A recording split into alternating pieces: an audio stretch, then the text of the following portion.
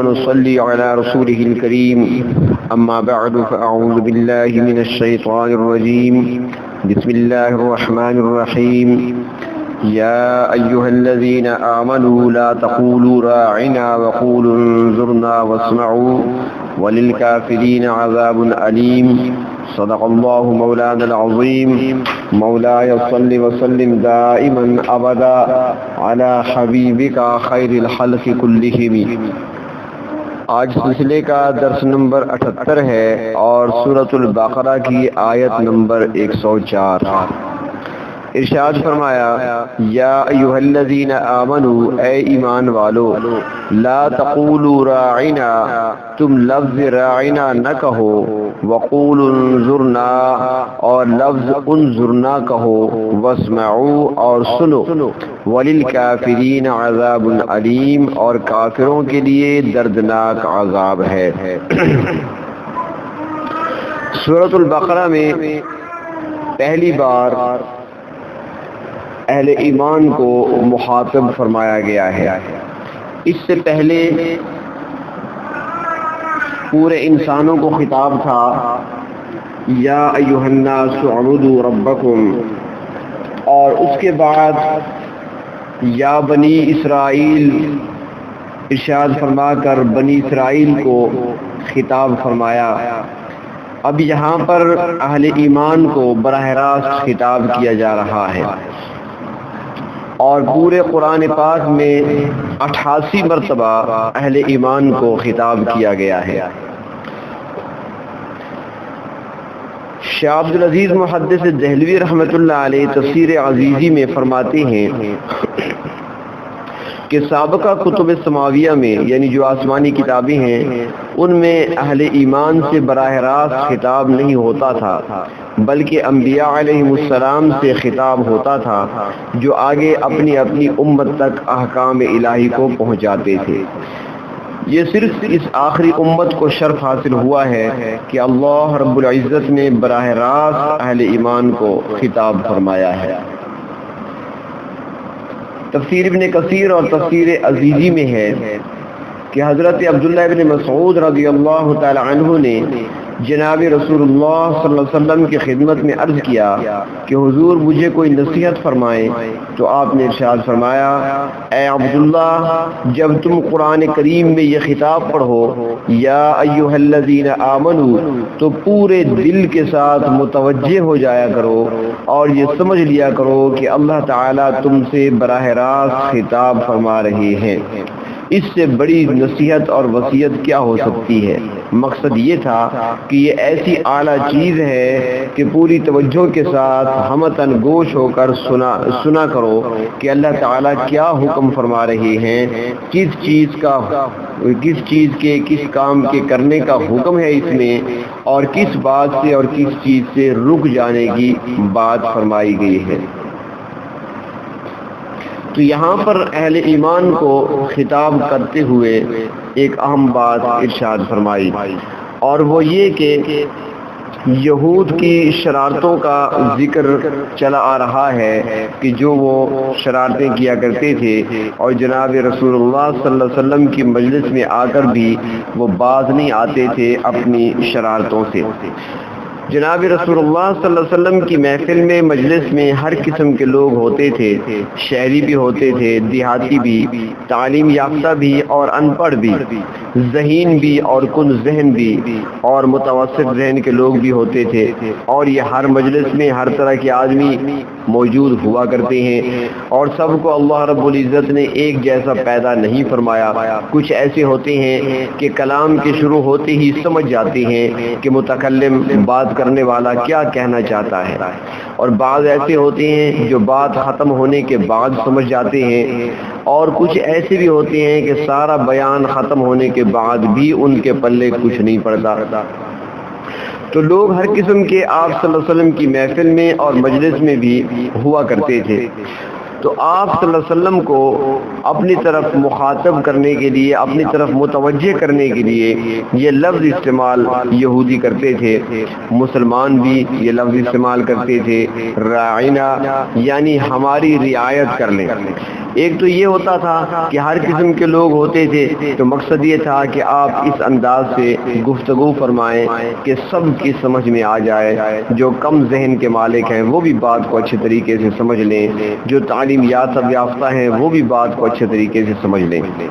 اور دوسرا یہ کہ آپ صلی اللہ علیہ وسلم کو اپنی طرف متوجہ کرنے کے لیے راعینا، یعنی آپ ہماری بات سنیے، ہماری طرف متوجہ ہو جائیے، ذرا ہمارے ہاں دیکھیے، اپنی طرف متوجہ کرنے کے لیے یہ جملہ استعمال کرتے تھے۔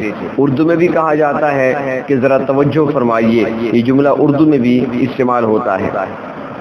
تو اب جب وہ یہودی یہ لفظ استعمال کرتے تھے تو ان کے اندر ایک شرارت یہاں پر بھی تھی، اور وہ یہ کہ راعینا، اس کا ایک معنی لغت میں رعونت سے بھی ہے، یعنی احمق اور جاہل کے معنی میں بھی یہ لفظ استعمال ہوتا ہے۔ تو یہود اس شرارت کے طور پر یہ لفظ استعمال کرتے تھے اور بعد میں باہر نکل کر آپس میں ہنسا کرتے تھے۔ اور دوسرا وہ لفظ کو کھینچ کر ادا کیا کرتے تھے، اس لفظ کو کھینچ تان کر وہ لفظ ادا کرتے، اپنی زبان کو گھما کر وہ راعینا کہتے تھے، اور راعی چرواہے کو کہتے ہیں۔ تو راعینا کا معنی یہ بن جاتا ہے کہ ہمارے چرواہے، معاذ اللہ، وہ اس طرح کی تکلیف پہنچاتے تھے اور اس طرح جناب رسول اللہ صلی اللہ علیہ وسلم کو اپنی گندی زبان سے اذیت پہنچاتے تھے۔ تفسیر طبری اور تفسیر ابن کثیر جلد اول پر تفصیل دیکھی جا سکتی ہے۔ اور یہاں پر بعض مفسرین نے یہ بھی لکھا ہے، معالم العرفان کے اندر ہے جلد دوم میں، کہ یہ لفظ یہودیوں کے درمیان گالی کے طور پر بھی استعمال ہوتا تھا۔ تو ان کے اندر چونکہ مادہ شرقی پایا جاتا تھا، اس طرح ایک دوسرے مقام پہ آگے آئے گا کہ ان کے اندر ایک اور خرابی بھی تھی، اور وہ یہ تھی کہ جب وہ آتے تھے جناب رسول اللہ صلی اللہ علیہ وسلم کی خدمت میں، تو یہاں پر چونکہ سلام کیا جاتا تھا، السلام علیکم، اور سلام کا معنی رب تعالیٰ کی طرف سے سلامتی کی دعا ہے، تو اب یہ سلام کی بجائے جب یہ آتے تھے تو یہ بجائے السلام کہنے کے یہ کہا کرتے تھے السلام علیکم، السلام۔ اب السلام کا معنی جو ہے وہ موت بنتا ہے، تو اب یہ معنی دوسرے معنی میں وہ لفظ کو اس انداز سے پڑھا کرتے تھے۔ حدیث شریف میں آتا ہے کہ ایک مرتبہ جناب رسول اللہ صلی اللہ علیہ وسلم کی خدمت میں ایک یہودی آیا، اس نے اجازت چاہی، آپ نے اجازت مرحمت فرمائی، تو اس وقت پردے کے پیچھے حضرت عائشہ صدیقہ رضی اللہ تعالی عنہا موجود تھیں۔ تو جب وہ شخص آیا تو اس نے آ کر کہا السلام علیکم۔ جب اس نے جملہ کہا، حضرت عائشہ صدیقہ نے اندر سن لیا، تو انہوں نے وہیں سے جواب دیا علیک السلام واللعنہ، تیرے اوپر موت اور لعنت پڑے۔ باہر طور جب وہ یہودی بات جو اس نے کرنی تھی وہ کر لی اور چلا گیا، تو جناب رسول اللہ صلی اللہ علیہ وسلم نے فرمایا عائشہ آج تو بڑے غصے میں تھی، کیا بات تھی؟ کہنے لگی حضرت آپ نے سنا نہیں کہ اس نے کیا کہا؟ اس نے السلام علیکہ کہا آپ کے لیے۔ تو اللہ کے رسول نے مسکرا کر فرمایا عائشہ اس کی بات تو سن لی، کیا تم نے میرا جواب نہیں سنا کہ میں نے کیا کہا؟ میں نے بھی تو جواب میں کہا علیکہ، تجھ پر پڑے، یعنی جو تو کہہ رہا ہے مجھے وہ تجھ پر پڑے۔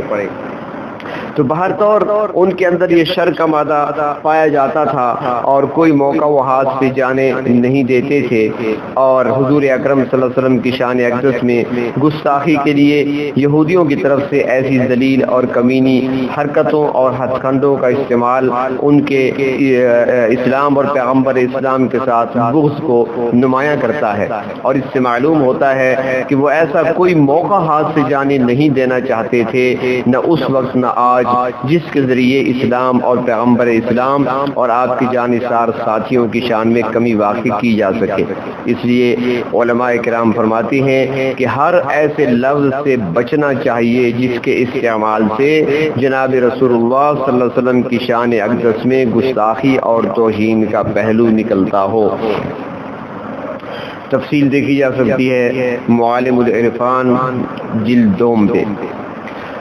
تو یہاں پر مسلمانوں کو جس لفظ کے استعمال سے روکا گیا بظاہر اس میں کوئی قباحت نظر نہیں آتی، لیکن جناب رسول اللہ صلی اللہ علیہ وسلم کی گستاخی کے احتمال کی بنا پر انہیں اس جائز کام سے بھی روک دیا گیا، تاکہ کسی کو موقع ہی نہ ملے۔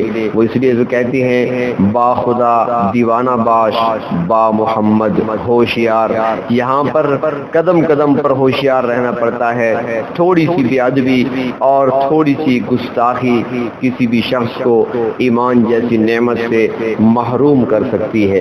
بہت احتیاط کی ضرورت ہے۔ جناب رسول اللہ صلی اللہ علیہ وسلم کی شان اقدس میں کوئی بھی ایسا لفظ استعمال نہیں کرنا چاہیے جس کے لفظ کے معنی کچھ اور بھی نکلتے ہو۔ مثال کے طور پر ایک لفظ ہے انگریزی زبان کا جو آج کل عام استعمال ہوتا ہے، یعنی کہ لیڈر۔ اب لیڈر کیا، اس کا معنی ہے رہنمائی کرنے والا۔ تو بلا شبہ پیغمبر بھی امت کی رہنمائی کرتے ہیں، مگر یہ ایک ایسا لفظ ہے جو ہر قسم کے رہنما کے لیے استعمال ہوتا ہے۔ عام طور پر اس کا اطلاق سیاسی لوگوں پر ہوتا ہے، ان کے لیے یہ لفظ استعمال ہوتا ہے، خواہ وہ اخلاقی اقدار اور دیانتداری سے محروم ہو، خواہ ان کی فکر اور سوچ فاسد ہو، اہل اسلام میں سے ہوں یا غیر مسلم ہوں، متقی ہوں یا فاسق و فاجر ہوں، یہ لفظ سب کے ساتھ یکساں طور پر استعمال ہوتا ہے۔ اور بین الاقوامی طور پر بھی یہ لفظ بہت سے لوگوں کے لیے استعمال کیا، جس میں چرچل بھی تھا، جس میں برزنیف بھی تھا، جس میں ریگن بھی تھا، ان لوگوں کے لیے بھی لفظ استعمال کیا جاتا ہے۔ لہذا اس قسم کا مشتبہ لفظ پیغمبر اسلام صلی اللہ علیہ وسلم کے ہرگز شایع نشان نہیں۔ اللہ رب العزت نے اپنے پیغمبر صلی اللہ علیہ وسلم کے آداب بھی خود بتائے ہیں، اور آپ صلی اللہ علیہ وسلم کی محفل اور مجلس کے آداب اور اس میں آنا اور اس میں بیٹھنا، آپ صلی اللہ علیہ وسلم کو پکارنا، آپ کو دعوت دینا، یہ سارے آداب قرآن حکیم نے بیان فرمائے ہیں۔ تو یہاں پر بڑی احتیاط کی ضرورت ہے۔ آئے روز واقعات کوئی نہ کوئی ہوتے رہتے ہیں دنیا میں اس عنوان سے، اور پھر آج کل کے اس دور میں اس کا چرچا میڈیا پر ہوتا ہے، تو کچھ حق میں بولنے والے ہوتے ہیں، کچھ مخالفت میں بولنے والے ہوتے ہیں۔ تو اس لیے بڑی احتیاط کی ضرورت ہے، ایسے مباحثوں میں حصہ نہ لیا جائے، نہ ان کو سنا جائے، نہ ان کو دیکھا جائے۔ اس قسم کی بحثیں جب آپ پڑھیں گے، جب آپ سنیں گے، آپ کے دماغ پر الٹا اثر ہوگا، اور شاید کہ اسی دور کے متعلق ہی فرمایا گیا تھا۔ حدیث شریف میں آتا ہے کہ قرب قیامت ایک زمانہ ایسا آئے گا کہ شام کو آدمی مسلمان ہوگا، صبح جب جنازہ اٹھے گا تو کافر کا اٹھے گا، صبح کو مسلمان ہوگا، شام کو جنازہ اٹھے گا تو کافر کا اٹھے گا۔ اللہ رب العزت ہمارے ایمان کی حفاظت فرمائے۔ ہمارے پاس سب سے بڑی چیز اور سب سے قیمتی چیز وہ تو ایمان ہی ہے، کہیں اس سے ہاتھ نہ دھو بیٹھیں، اس کو ضائع نہ کر بیٹھیں۔ اس لیے بہت ہی احتیاط کی ضرورت ہے، اور سرکار دو عالم صلی اللہ علیہ وسلم کی رسالت، آپ صلی اللہ علیہ وسلم کی عزت و ناموس انتہائی نازک مسئلہ ہے۔ لہذا اس مسئلے کے اندر بحث مباحثہ سے پرہیز کیا کریں، اور اپنے آپ کو اور اپنے ایمان کو بچانے کی فکر کیا کریں۔ تو اللہ تبارک و تعالی نے فرمایا، یا ایھا الذین آمنوا، اے ایمان والو، لا تقولوا راعنا، جب تم نبی علیہ السلام کی توجہ اپنی طرف مبذول کرانا چاہتے ہو تو راعنا کا لفظ استعمال نہ کرو، کیونکہ اس سے نعوذ باللہ نبی علیہ السلام کی توہین کا پہلو بھی نکلتا ہے، اور نبی کی توہین کرنا یہ کفر ہے۔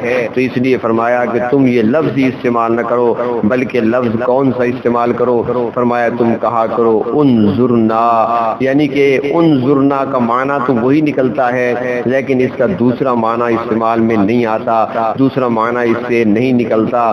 اس لیے فرمایا کہ تم راعنا کا لفظ چھوڑ دو استعمال کرنا، اور انظرنا کا لفظ استعمال کیا کرو۔ اور ساتھ ہی یہ تاکید بھی فرما دی، واسمعوا، یعنی جو حکم دیا جا رہا ہے اسے خوب غور سے سنو، کیونکہ یہ ایک بڑا حکم ہے، بڑا اہم حکم ہے، اسے پوری توجہ سے سن لو۔ تو حضور اکرم صلی اللہ علیہ وسلم نے ارشاد فرمایا، مسلم شریف میں آتا ہے کہ آپ نے ارشاد فرمایا کہ عام گفتگو میں بھی مشتبہ الفاظ استعمال نہ کرو۔ کوئی شخص اپنے غلام یا لونڈی کو عبدی اور امتی ہی کہہ کر نہ پکارے۔ لفظ عبد سے شبہ پیدا ہوتا ہے کہ پکارنے والا شاید اپنے آپ کو معبود سمجھ رہا ہے، حالانکہ معبود تو صرف اللہ تعالیٰ کی ذات ہے۔ عبد کا لفظ استعمال ہو سکتا ہے مگر معاملہ بالکل واضح ہونا چاہیے، کسی قسم کا شبہ نہیں رہنا چاہیے۔ اس لیے فرمایا کہ اس لونڈی کو بندی کہہ کر پکارنے کے بجائے لونڈی کہہ کر پکارو۔ غلام اور لونڈی کو آپ نے فرمایا کہ فتح کہہ کر پکارا جا سکتا ہے، یعنی اے نوجوان۔ تو حضور علیہ الصلوۃ والسلام نے فرمایا کہ عبد کا لفظ اس لیے مناسب نہیں کہ کلکم عبید اللہ، تم سارے کے سارے اللہ تعالیٰ کے بندے ہو۔ اس طرح ساری عورتیں اللہ تعالیٰ کی بندیاں ہیں، یہ کسی انسان کے بندے یا بندیاں نہیں ہیں۔ حالانکہ عبد کے معنی اور بھی نکلتے ہیں، غلام کا معنی بھی نکلتا ہے، لیکن فرمایا کہ چونکہ ایک معنی اس طرف بھی نکلتا ہے اس لیے یہ لفظ ہی استعمال نہ کیا کرو تاکہ کسی قسم کا کوئی مغالطہ باقی نہ رہے، کسی قسم کا کوئی شک اور شبہ باقی نہ رہے۔ تو فرمایا کہ جو کوئی ایسے جرائم کرتا ہے، جو بے ادبی اور گستاخی کے راستے پر چلتا ہے، جو کفر اختیار کر لیتا ہے، فرمایا وللکافرین عذاب علیم، تو کلمہ کفر کہنے والوں کے لیے اللہ تعالیٰ نے دردناک عذاب تیار کر رکھا ہے۔ اللہ رب العزت ہمیں اپنے عذاب سے محفوظ فرمائے۔ وآخر دعوانا ان الحمد للہ رب العالمین۔